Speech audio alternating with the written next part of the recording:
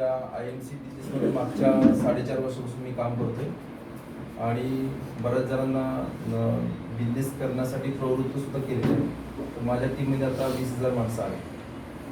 तर हा बिझनेस मी मागच्या 20 वर्षापासून माझा प्रिंटिंग प्रेसचा बिझनेस सुरू असताना ही मला संधी मिळाली आणि या संधी मिळत असताना मला वाटत होतं की आपण प्रिंटिंग प्रेसचा बिझनेस करत असताना आपण हा काहीतरी साईड बाय साईड करावा बिझनेस. तर मला हा बिझनेस मिळाला आणि खूप चांगल्या पद्धतीने मी हा बिझनेस रन करतोय.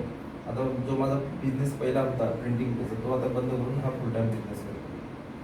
तर आज ह्या बिझनेसमध्ये किंवा हा बिझनेस काय आहे हेच तुम्हाला माहिती देण्यासाठी या कंपनीचे चेअरमन स्टार प्रज्वला ननावडे आपल्यासाठी सांगायला येणार आहेत. तर त्यांचं आपण काळावर स्वागत करूया. म्हणजे आमच्या मिसेस प्रज्वला ननावडे घर प्रपंच सगळं मुलांचं शिक्षण वगैरे सांभाळत असताना सुद्धा चांगली जबाबदारी स्वीकारत आहेत, माझी मदत घेत आहेत, मी त्यांना मदत करतोय आणि आम्ही दोघे हजबंड वाईफ हा बिझनेस करतो. तर आता सध्या आपला पटापट बिझनेस प्लॅन होण्यासाठी आपल्याला एक गरज आहे की आपल्याला एक छोटं खेळणं आहे मोबाईल, ते सगळ्यांनी स्विच ऑफ करा किंवा सायलेंट मोडवर ठेवा म्हणजे आपला पटापट प्लॅन होईल. आणि दुसरी गोष्ट प्लॅन चालू असताना कुणी मध्येच उठून जाऊ नका, कारण आपण सोशल डिस्टन्समध्ये बसतो बाहेर, पण प्रशासनाच्या विरोधात आपण काम करतो. त्यासाठी आपल्याला पटापट फास्ट प्लॅन होण्यासाठी आपण सहकार्य करू. तर मॅडम चालू करा. पेन आहे ना, तर सगळ्यांची ओळख आपल्याला थोडीशी होऊन महाराष्ट्र आहेत, आणखी कोण गायकवाड आहेत, कोण गायकवाड कोण महाराष्ट्र हे माहित नाही. त्यासाठी 4 लीडर आहेत, बाकी सगळे नवीन आहेत. सगळे लीडर्स आहेत त्याच्यामध्ये. तर प्रत्येकाचं नाव सांगा, प्रत्येकाची लेवल सांगा आणि त्याप्रमाणे आपल्याला समजेल. मी बसवत असते माझी 25% जमीन.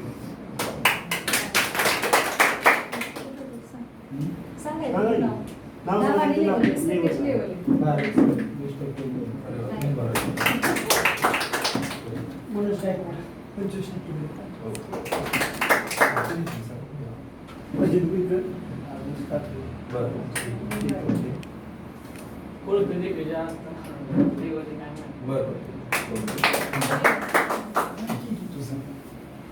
चैतन्य मुळे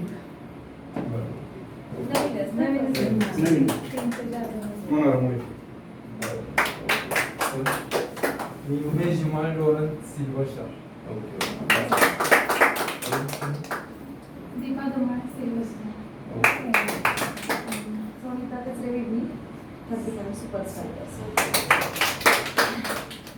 तर आता माझी तर ओळख झाली, तुमची सुद्धा ओळख झाली. तर आता ह्याच्यात जे नवीन आहेत त्यांच्यासाठी एक आपण सगळ्या लीडरनी मिळून एक टाळ्या वाजवा, त्यांचं वेलकम करू. कारण आज तुम्ही ह्या क्षेत्रात आज पहिल्यांदा एंट्री केलेली आहे. तर हे जे आयुर्वेदाचं क्षेत्र आहे हे आज सगळ्यांसाठी गरजेचं तर आहेच, पण त्याच्यातून ऍज अ बिझनेस जर तुम्ही बघितला तर एक पूर्ण तुमचं आयुष्य बदलण्याची संधी आहे. हे जरी तुम्हाला फक्त औषध किंवा काहीतरी आहे एवढं जरी बेसिक नॉलेज मिळालं असेल तर एक लक्षात घ्या ही एवढी मोठी संधी आहे की ती संधी जर तुम्ही घेतली तर त्याचं जर तुम्ही संधीचं सोनं केलं तर तुमच्या आयुष्यात लाखो करोड रुपये येण्याची संधी आहे. आणि ती संधी तुम्हाला आज दिली आहे ते फक्त आणि फक्त तुमच्या आई वडिलांनंतरच त्यांनी तुमच्यासाठी चांगलं काम केलं की जे तुमचे अपलाईन आहेत, ज्यांनी तुम्हाला आज इथपर्यंत इन्व्हाइट केलेले. तर ती संधी काय आहे नक्की? बाहेरून दिसण्याचा तर तो फक्त दिसतंय मेडिसिन आहे काहीतरी ठेवलेले, पण हे बाहेरून दिसणं झालं. पण आज जो बिझनेस घडलेला आहे ना तो आज आपण एक अर्ध्या तासामध्ये पूर्ण बघायचा आहे की काय नक्की बिझनेस आहे आणि तो आपण का करायचा, कसा करायचा. बरोबर. तर ही जी कंपनी आहे IMC, ह्या कंपनीची मी थोडीशी माहिती देते की ही कंपनी येऊन मार्केटमध्ये 13 वर्ष पूर्ण झालेली आहे. तर 13 वर्षात कंपनीची तुम्हाला कुठेही टीव्हीवर किंवा पेपरला ऍडव्हर्टाईज दिसलेली नसणार. त्याचं कारणच आहे की कंपनी काय म्हणते की जर ऍडव्हर्टाईज आपली कोणी केली असेल, बाहेरच्या प्रॉडक्टची आपण बघतो कोण करतं ऍडव्हर्टाईज, तुम्ही आम्ही तर करत नाही. ते ऍडव्हर्टाईज करण्यासाठी मोठमोठे ऍक्टर ऍक्ट्रेस असतात, तर ते लाखो करोड रुपये ते घेतात आणि ऍडव्हर्टाईज किती खरी असते. रोज रोज तेच ऐकतो, पण आपण काय सांगते आता ऐश्वर्या की सौंदर्याचं राज लक्स साबण. आणि पुढे सांगते की गोरेपणाचा राज सुद्धा लक्ष साबण. आता ती गोरी साबणाने झाली की ओरिजिनल गोरी आहे? म्हणजे इथे कळते की ऍडव्हर्टाईज ते एवढे कमवणारे लोक आज एवढे प्रसिद्ध आहेत पण तरीही खोटं बोलून ते काम करतायत. आणि कंपनी काय म्हणते की खरी ऍडव्हर्टाईज कोण करतो? जो खातो तो खरी ऍडव्हर्टाईज करतो. म्हणजे कोण खाणार आहे? कस्टमर वर्ग. त्याला माहित पडतं खाल्ल्यानंतर की काय नक्की ह्याने फायदा झाला तोटा झाला. तर खरी ऍडव्हर्टाईज जर कस्टमर करतोय तर त्याचा बेनिफिट सुद्धा कस्टमरला मिळाला पाहिजे. तर हा प्लॅन जर समजून घ्यायचा तर आपण सगळे कस्टमरच आहोत. तर कस्टमरला ह्यात कशी बिझनेस करण्याची संधी याचं आपण थोडक्यात एक माहिती घ्यायची की ऍज अ कस्टमर आपण काय काय वापरतो रोज. की सकाळी उठल्यापासून झोपेपर्यंत जे काय आपण वापरतो ते सगळं कस्टमर म्हणूनच आपण कुठल्या ना कुठल्या शॉपमधून आणलेले. बरोबर उठलं की आपल्याला पेस्ट पाहिजे, ब्रश पाहिजे, आंघोळीचा साबण पाहिजे, तेल पाहिजे, शॅम्पू पाहिजे. ह्या सगळ्या गोष्टी जर बघितल्या तर आपला महिन्याभराचा खर्च पूर्णपणे याच्यात दडलेला असतो की सगळ्या गोष्टी आपण बाहेरून आणतो. आणि बाहेरून आणतोय म्हणजे आपण सगळेजण जर कस्टमर आहे तर ते कुठून आणतो आपण? कुठेतरी आपल्याला जवळपास एखादं दुकान असेल आजूबाजूला त्या दुकानातून आणतोय. दुकानदाराला सुद्धा कोणीतरी होलसेलर असतो सप्लायर. होलसेलरला सुद्धा सप्लाय करणारा कोणीतरी CNF असतो. आणि लास्टला येते मग तुमची मॅन्युफॅक्चरिंग करणारी कंपनी. अशा पद्धतीने एखादा प्रॉडक्ट बनतो तो फिरत फिरत फिरत तो कस्टमर पर्यंत पोहोचतो. जर एखादी वस्तू कस्टमर पर्यंत 100 रुपयांना पोहोचत असेल तर ती कंपनी कितीला बनवत असेल? तीच वस्तू आपल्याला 100ला मिळते. काय अंदाज? नवीन पैकी असं काही नाही परफेक्ट पाहिजे पण जे तुम्हाला माहिती आहे ते सांगा. किती खर्च असेल कंपनीचा? 50 रुपये. अजून कोणाचं काय?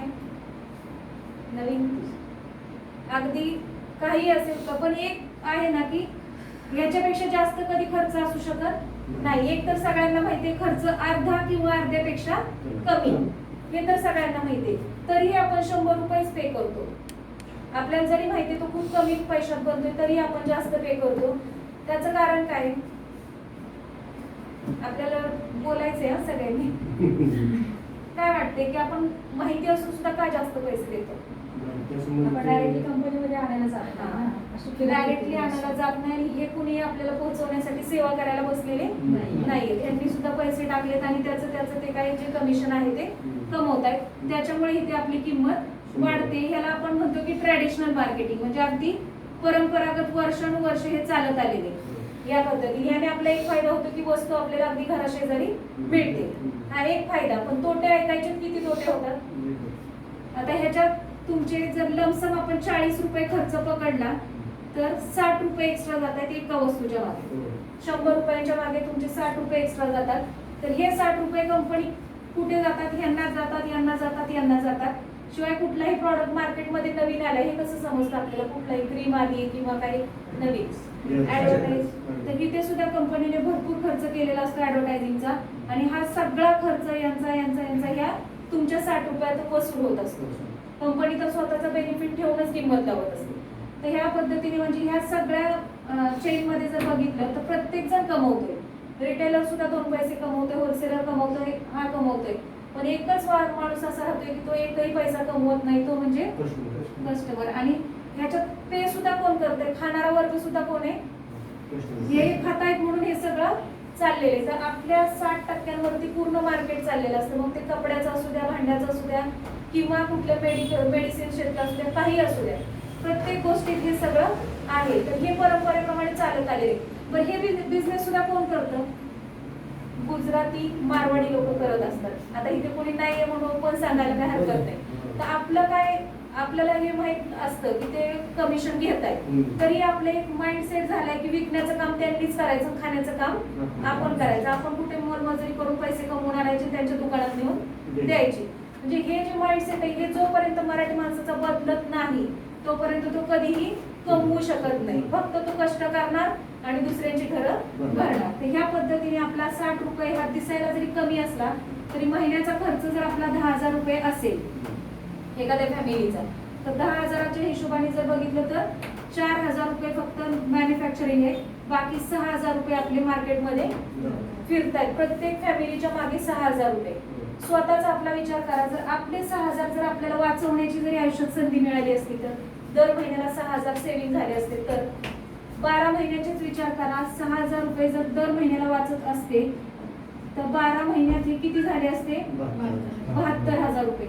जर हेच 72,000 आपण एखाद्या बँकेत सेफ डिपॉझिट किंवा फिक्स डिपॉझिट मध्ये जर ठेवले असते तर आज आपल्या किती, एखादा माणूस, कुणीही तुम्ही आम्ही असू द्या, एक घर चालवण्याचं किंवा पूर्ण जबाबदारी घेण्याचा माणसाचं आयुष्याचा किती काळ असतो? 100 वर्षातले फार फार तर 40 ते 50 वर्ष माणूस स्वतःवर जबाबदारी असते. कारण पहिली 25 वर्ष शिक्षणात जातात, तिथून पुढे एक चांगलं नोकरी करणं किंवा एखादा बिझनेस सुरू करणं आणि पूर्ण फॅमिलीची जबाबदारी घेणे हे फार फार तर वयाच्या 60 पर्यंत माणूस करतो.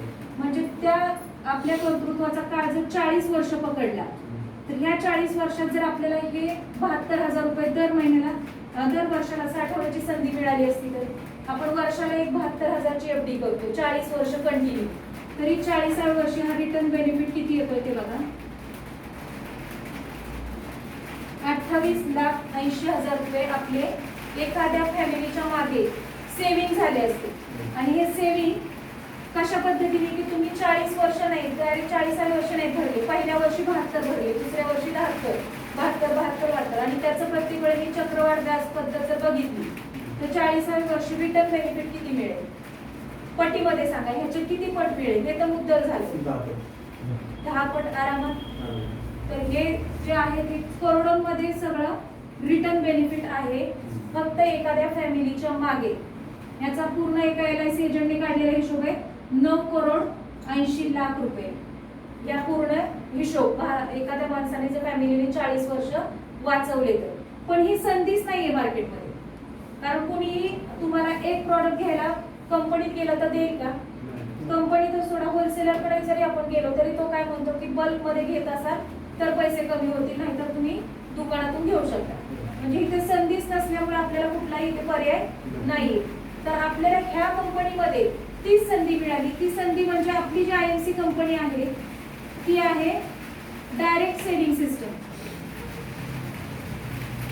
आता बऱ्याचशा कंपन्यांना हे विजन आलेले, आपण बघतो की बरेच जण ऑनलाईन खरेदीवरती आता जोर दिलेला आहे. काही मोबाईल असू द्या किंवा लेडीज असतील तर साड्या, ड्रेस काही असेल तर ऑनलाईन का खरेदी करतात? तर एक नक्की माहित झाले की दुकानापेक्षा स्वस्त मिळतात. तर तिथे काय की हा सगळा खर्चच नाही, कुठल्या जागेची गरज नाही, लाईट खर्च नाही, कुठला काही खर्च नाही. त्याच्यामुळे ऑनलाईन त्यांनाही ते इझी पडतं की तुम्हाला स्वस्तात द्यायला. तर आता बऱ्याच कंपन्या डायरेक्ट सेलिंग मध्ये येतात, डायरेक्ट कस्टमर टू मॅन्युफॅक्चर. तर त्या तर आता येत आहेत, पण आपल्या कंपनीचं व्हिजन एवढं चांगलं की जेव्हा सुरू झाली तेव्हाच ती कंपनी डायरेक्ट सेलिंग मध्ये आली की त्यांनी कंपनी टू सगळ्यांसाठी एकच रेट सेम केला, कुणालाही त्याच्यात वेगळा नाही. जरी आमचा हा तहसील डिस्ट्रीब्युटर असेल किंवा कोणाचा आउटलेट असेल तरी स्वतःच्या नावावर बिलिंग केल्याशिवाय तो तेवढ्याच किमतीची वस्तू स्वतःही पे करूनच घ्यावी लागते. त्याच्यामुळे कुणासाठी ते वेगळे दर केलेले नाहीत, अगदी ओनर पासून ते सगळ्यांपर्यंत एकाच दराने एक वस्तू खायची. तर या कंपनीने आपल्याला ही संधी दिलेली आहे की तुम्ही महिन्याला सेव्हिंग तर करू शकता, पण हे एक महत्वाचं काम केलं तर इथे जो तुम्ही करोड रुपये कंपनी खर्च करते एखाद्या ऍक्टर वरती, तो खर्च तुम्ही सुपरस्टार बना, तुम्ही सिल्वर स्टार बना, गोल्ड स्टार बना.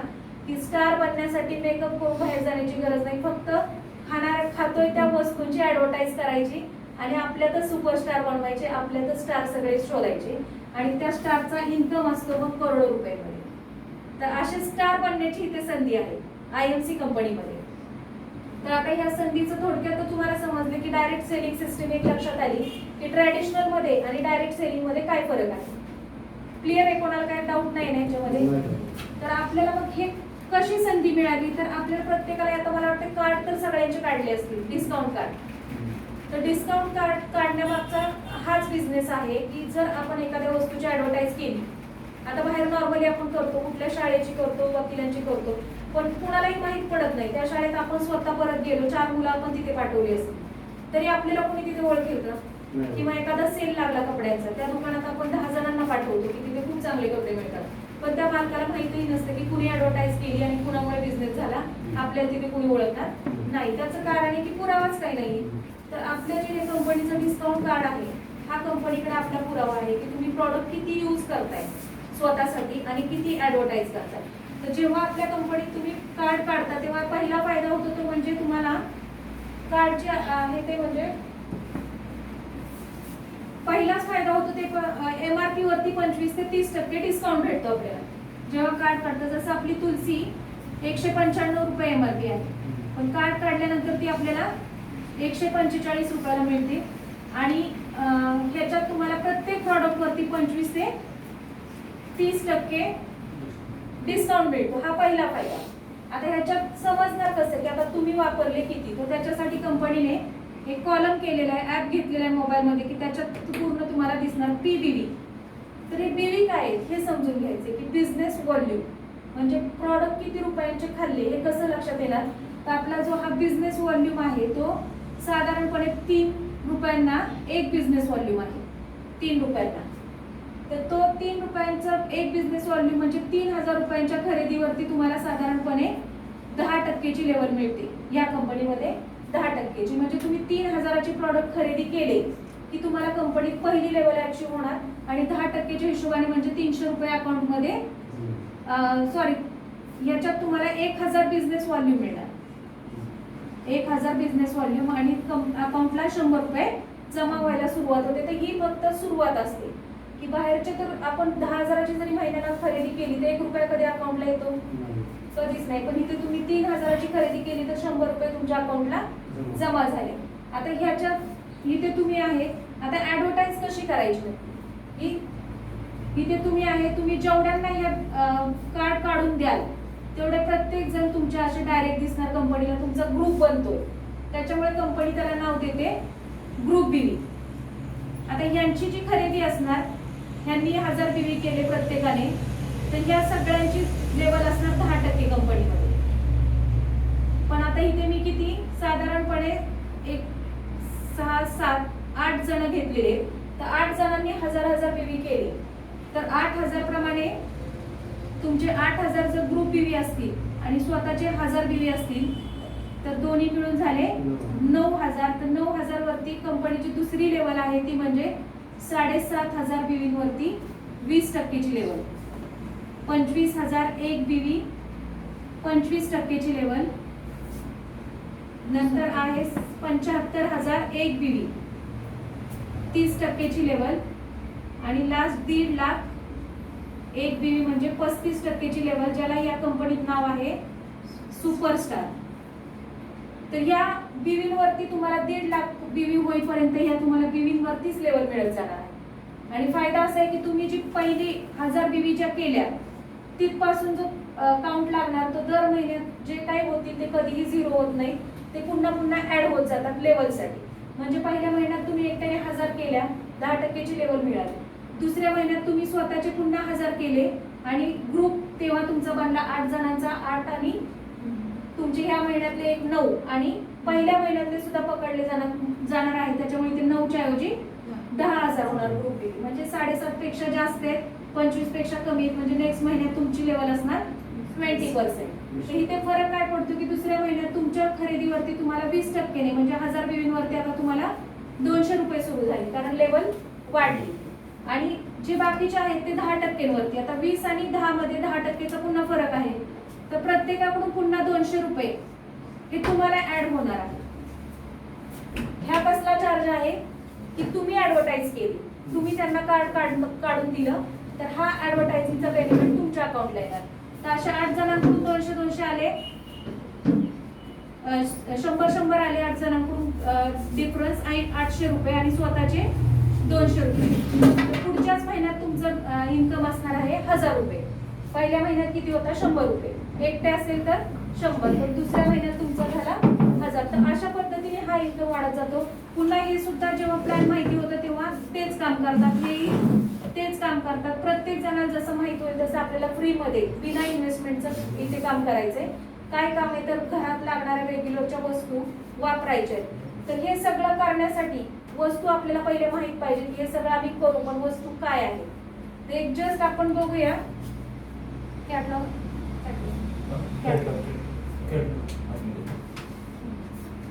त्या कंपनीने 5 कॅटेगरी केलेल्या, म्हणजे अगदी गुड मॉर्निंग पासून गुड नाईट पर्यंत लागणाऱ्या सगळ्या वस्तू.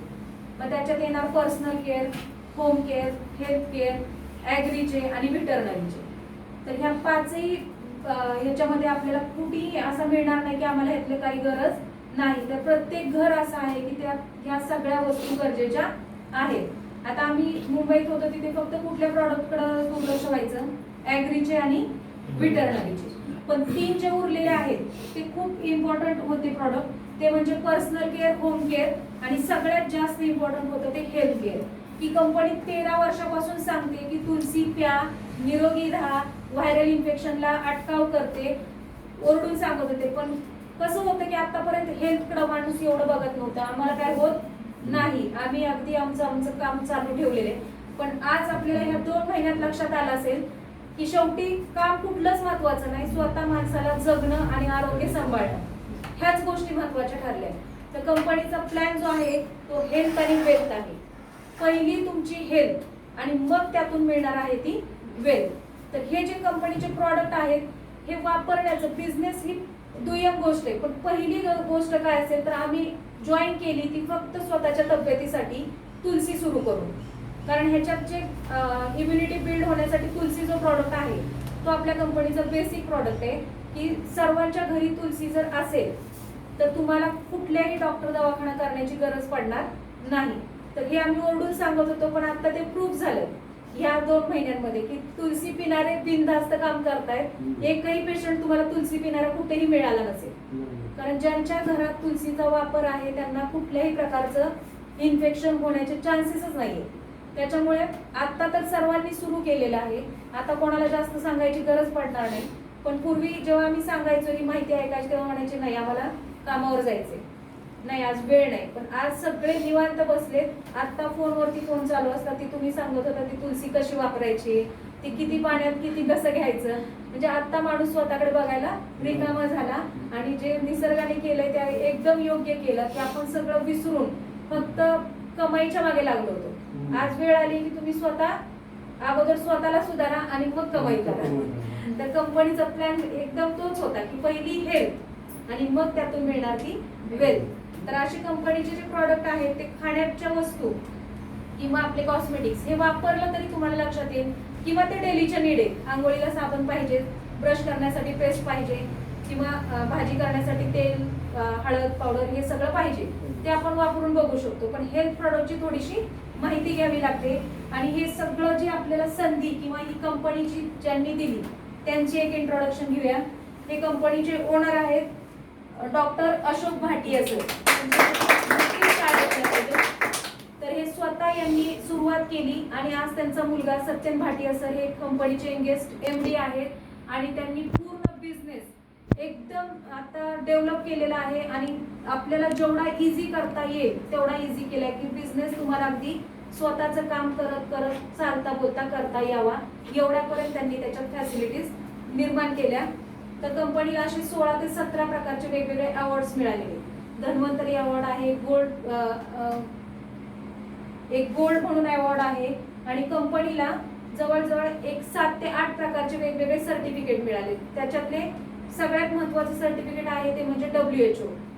तर आपण बघतो की केमिकल आपल्याला काही ना काही साईड इफेक्ट देऊन जातं. तर केमिकलचं खायचं नाही एवढंच आपल्याला माहिती आहे, पण ओळखायचं कसं की प्रॉडक्टमध्ये केमिकल आहे किंवा नाही. तर बाहेर आपल्याला बरेच मार्केटमध्ये एकाच कामासाठी 50 प्रकारचे वेगवेगळे मेडिसिन मिळतात. पण त्याच्यात चेक करण्याचं तर सगळ्यात महत्त्वाचा पुरावा आहे ते म्हणजे WHO. कारण ही सर्टिफिकेट त्याच वस्तूला मिळतं की ज्याच्यात 1% सुद्धा केमिकल नाही. तर आता मार्केटमध्ये बऱ्याच आयुर्वेदिक कंपन्या आहेत, डाबर आहे किंवा झेंडू, सांडू, या अगदी 100-150 वर्ष जुन्या कंपन्या आहेत. पण कधीही बारकाईने बघा त्याच्यावर कुठल्याही प्रकारचं सर्टिफिकेट अजून मिळालेलं नाही. म्हणजे काही ना काही प्रमाणात त्याच्यामध्ये सुद्धा केमिकल ऍड आहे.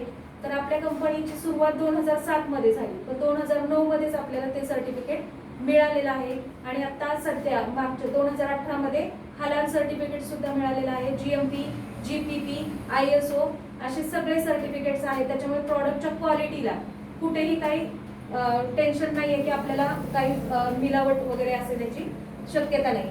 तर ह्याच्यात हे जे प्रॉडक्ट आहेत ते सगळ्यात जास्त आपल्याला फोकस करायचं ते म्हणजे हेल्थ प्रॉडक्ट. तर आता हे सगळे आयुर्वेदिक आहेत आणि आयुर्वेदाचं म्हणणं असते की मेडिसिन हे कधी गरज पडते, जेव्हा एखादा आजार होतो तेव्हा. तर जन्मता कुणालाही आजार नसतो. आपण बघतो 99.99% एवढी लोकसंख्या जी आहे ती निरोगी जन्माला येते. 0.1 कुठेतरी एखादा अगदी जन्मताच काहीतरी आजार असतो.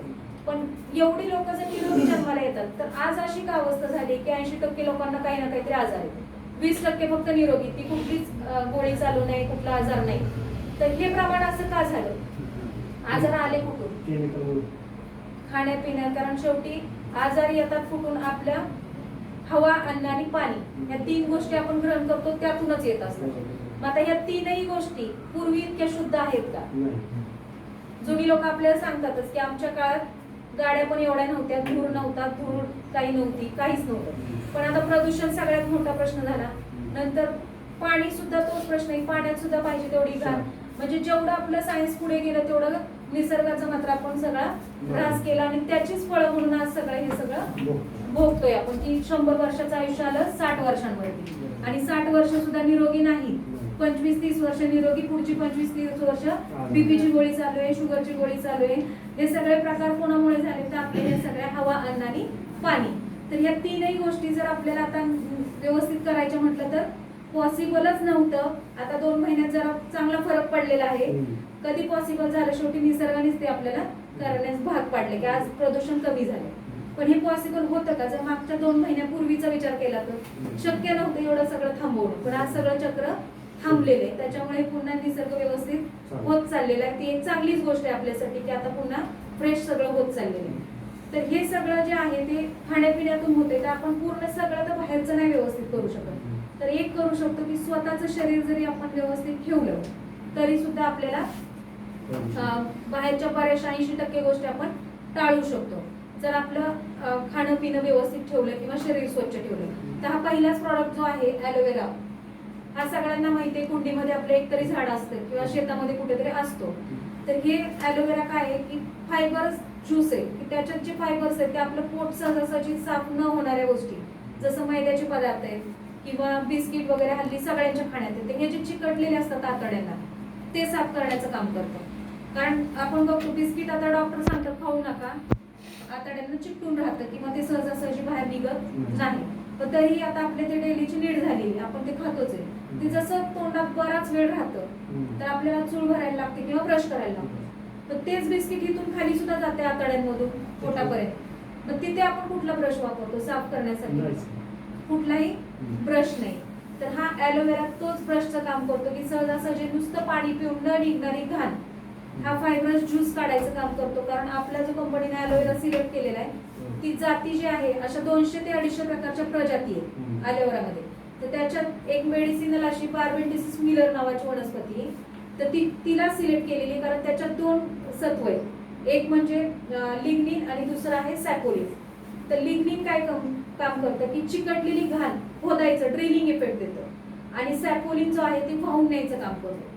त्याच्यामुळे आपल्याला ॲलोवेरा पिल्याने जी चिकटलेली घाण आहे ती लूज होऊन बाहेर पडण्याचं काम होतं. म्हणून कुठलाही पेशंट असेल कुठल्याही आजाराचा तर पहिले 21 दिवस आपण कमीत कमी 21 दिवस आपल्याला त्यांना ॲलोवेरा 2 टाइम द्यायचा आहे, सकाळी उपाशी पोटी आणि रात्री झोपताना कंटिन्यू. 4-5 दिवस घेतलं तर काही फरक जाणवणार नाही. कमीत कमी अगदी कमी टॉक्सिक बॉडीत असेल तर 15 दिवस आणि जास्तीत जास्त 21 दिवस. म्हणजे कंपल्सरी आपल्याला 21 दिवस सगळ्यांना ॲलोवेरा द्यायचा आहे. सेम आपला प्रॉडक्ट आहे गोमूत्र. हे सुद्धा सर्वांना माहिती आहे की 200 हजारांवरती चालतं. पण पिल्या जातं का? हे रेग्युलर कोणाच्या वापरात असतं का? जुन्या काळात क्वचित कुणीतरी पित होतं तर लक्षात घ्या ते कधीही आजारी पडत नव्हते. आता गावाकडे अंगात येणाऱ्या बायका गोमूत्र पिणार किंवा लिंबाच्या पाल्याने ते आंघोळ करणार तर त्यांना कधीही कुठल्या प्रकारचा आजार होत नाही.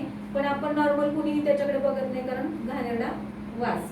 पण आता हे सुद्धा कसं आहे की गिर गाईचं गोमूत्र आहे आणि पूर्णपणे प्युरिफाईड केलेले आहे. त्याच्यामुळे कुठल्याही प्रकारचा घाणेरडा याला वास नाहीये.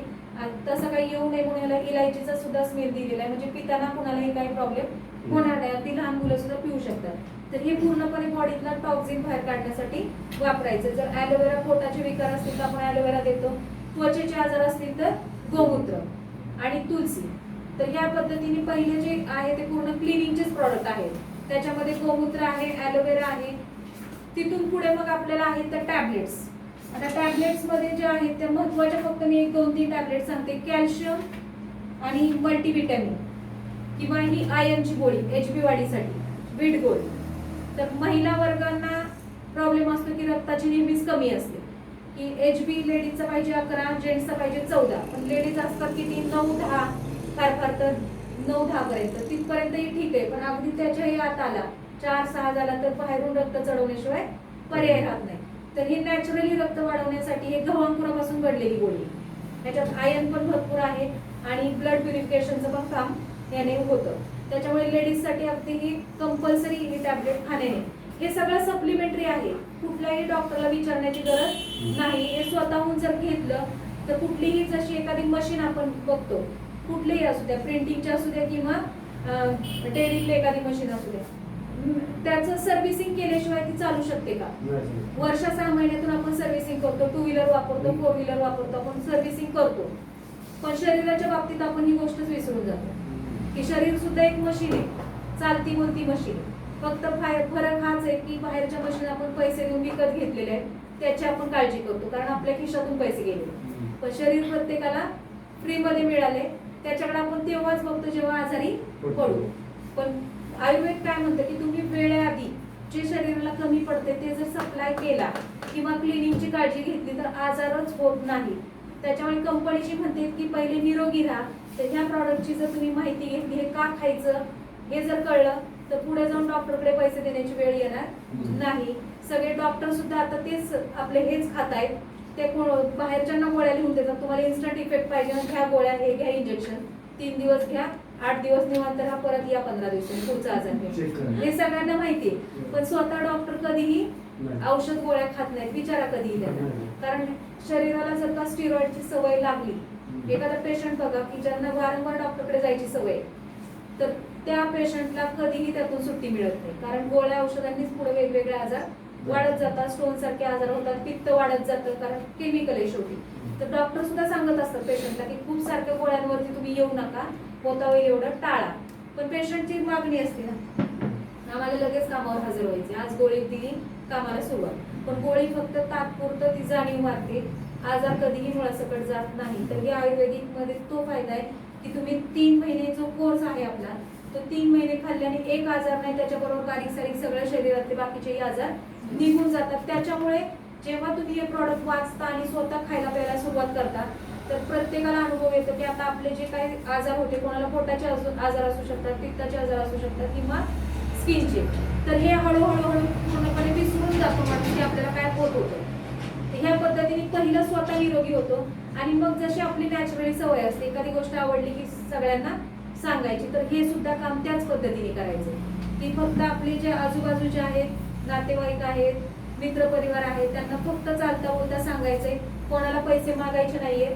हे तुम्ही फक्त घ्या कार्ड आणि तुम्हाला कुठल्या दुकानातून हवं तिथून तुम्ही घेऊ शकता.